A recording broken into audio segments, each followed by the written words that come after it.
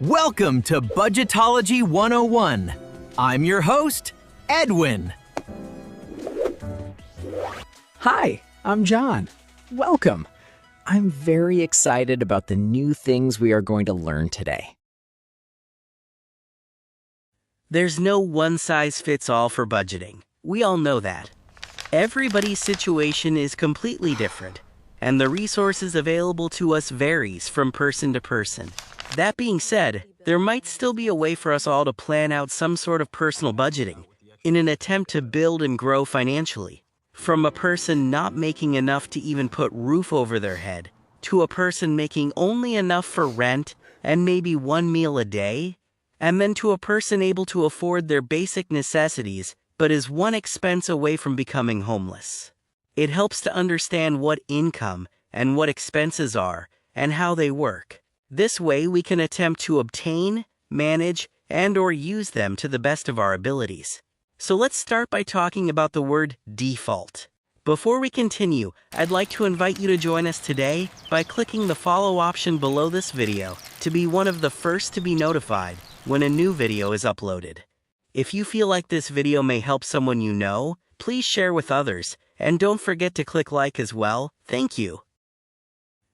Welcome back to our page. Let's just jump right in to continue from our last video. Default refers to the non-payment of interest and principal and/or the failure to adhere to the terms and conditions of a bond indenture. Now, I know what you're thinking.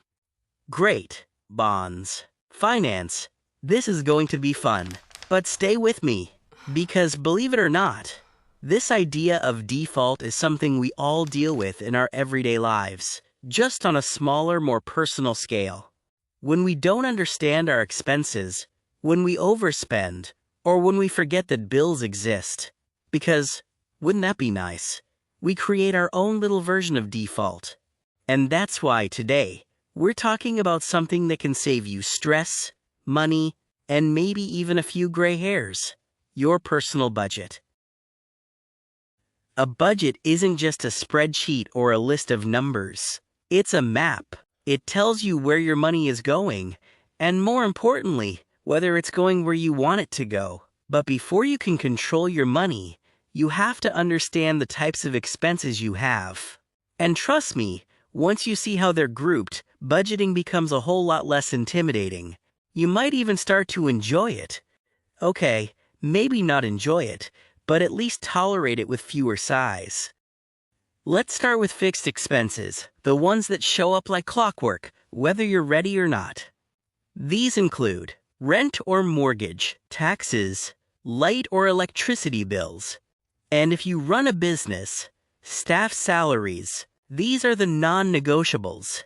They're like that one friend who always shows up early, reliable, predictable, and sometimes a little annoying. But the good news is, because they're consistent, they're easy to plan for.